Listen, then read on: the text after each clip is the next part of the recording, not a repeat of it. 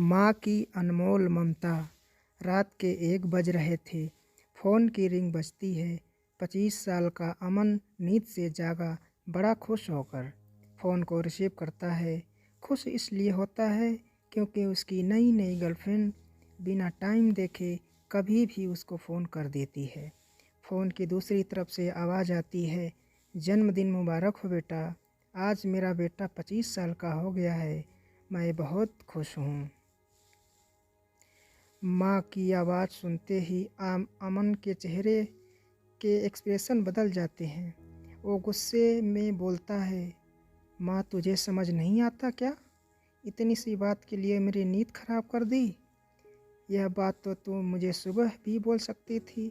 इतना कहकर वह फ़ोन काट देता है। थोड़ी देर बाद फिर से फ़ोन की रिंग बजती है और अमन फिर से फ़ोन उठाता है और इस बार फ़ोन पापा का होता है। अमन इस बार आराम से बात करता है। थैंक यू पापा, आपने मुझे बर्थडे विश करने के लिए फ़ोन किया, वो भी इतनी रात को। पापा कहते हैं, नहीं बेटे, मैं तुम्हें मुबारकबाद देने के लिए फ़ोन नहीं किया, बल्कि ये बताने के लिए फ़ोन किया कि तुम्हारी माँ बिल्कुल पागल है। वो इतनी पागल है कि पिछले 1 महीने से मुझे हर दिन तेरा बर्थडे याद दिलाती रही है। वो इतनी पागल है कि तू हमसे सैकड़ों किलोमीटर दूर है, फिर भी उसने यहाँ पर खुद अपने हाथों से तेरे लिए केक बनाया है। ऊपर से ये जिद कर बैठी है कि जब तक मुझे विश नहीं कर देती तब तक न खुद खाएगी न मुझे खाने देगी। अमन सब ध्यान से सुन रहा था और उसे यह महसूस हो रहा था कि उसने अपनी माँ को फॉर ग्रांटेड ले लिया था। वो बोला, नहीं पापा, माँ बिल्कुल पागल नहीं है। पापा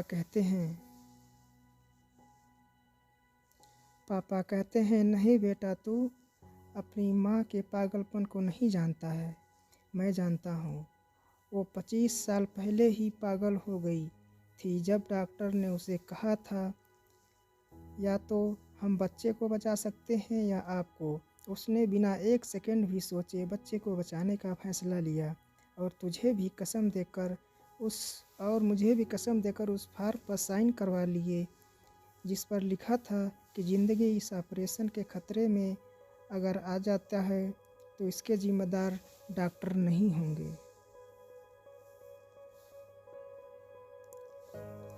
अब तू ही बताओ, बिना तुझे देखे जो औरत तेरे लिए मरने को तैयार हो जाए उसे हम पागल नहीं कहेंगे तो क्या कहेंगे?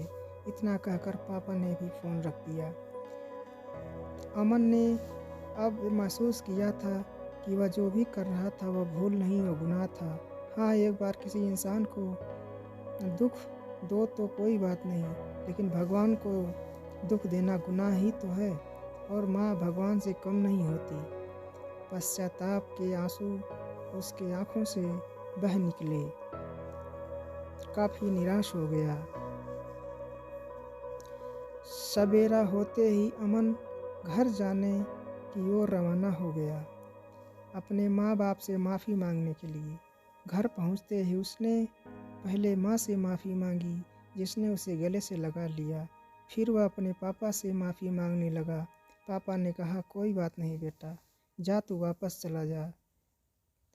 तेरी माँ हमेशा कहती थी कि तू उसके बुढ़ापे में संभालेगा,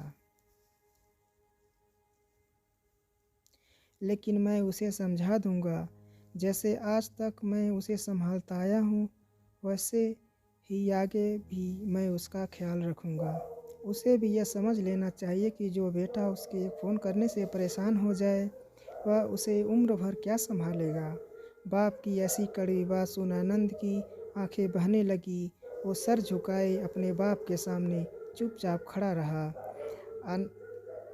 अमन अपने बेटे को परेशान देख माँ आगे आती है और पापा को कहती है, जाने दीजिए, माफ़ कर दीजिए, हमारा ही बेटा है। अगर आपको हमारा ये वीडियो पसंद आया हो तो लाइक ज़रूर कीजिए और शेयर कीजिए और हमारे चैनल को सब्सक्राइब कीजिए। धन्यवाद।